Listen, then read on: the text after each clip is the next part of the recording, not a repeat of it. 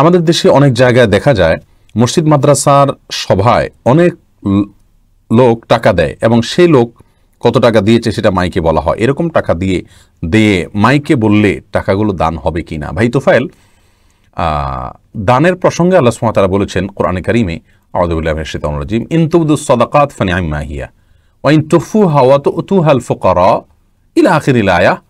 এই আয়াতে আল্লাহ সুবহানাহু ওয়া তাআলা বলেছেন, যদি তোমরা সদকাকে প্রকাশ্যে দাও সেটা কতই না ভালো, আর যদি গোপনে দাও তাহলে তোমাদের জন্য সেটাও ভালো, বেশি ভালো।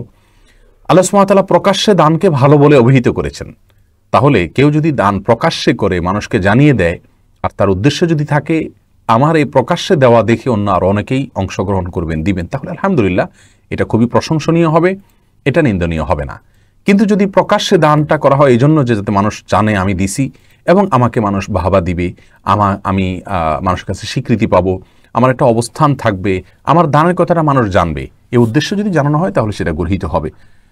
বলা বাহুল্য, আজকাল মাহফিলগুলোর বেশিরভাগই হয়ে থাকে যারা নিজেরা দান করে থাকেন তাদের পক্ষ থেকে যদি প্রচারের কোনো উৎসাহ বা আগ্রহ থাকে তাহলে এই উদ্দেশ্যেই সাধারণত হয়ে থাকে, যেটা গর্হিত এবং জঘন্য। বিধে আমাদের এখান থেকে বেরিয়ে আসতে হবে, বেরিয়ে আসার চেষ্টা থাকতে হবে।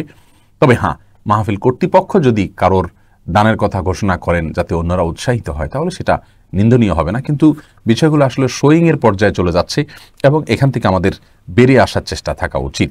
আল্লাহ তাআলা তৌফিক দান করুক। নবী সাল্লাল্লাহু আলাইহি ওয়াসাল্লাম বেশিরভাগ ক্ষেত্রেই প্রকাশ্যের চাইতে অপ্রকাশ্যে বা গোপনে দানের জন্য উৎসাহিত করেছেন এবং তিনি বলেছেন কিছু ব্যক্তির জন্য অনেক মর্যাদা এবং ফজিলতের কথা। তার ভিতরে একটা হলো যারা বাম হাতে দান করে তার ডান হাত জানে না, অথবা ডান হাত দান করে তার বাম হাত জানে না।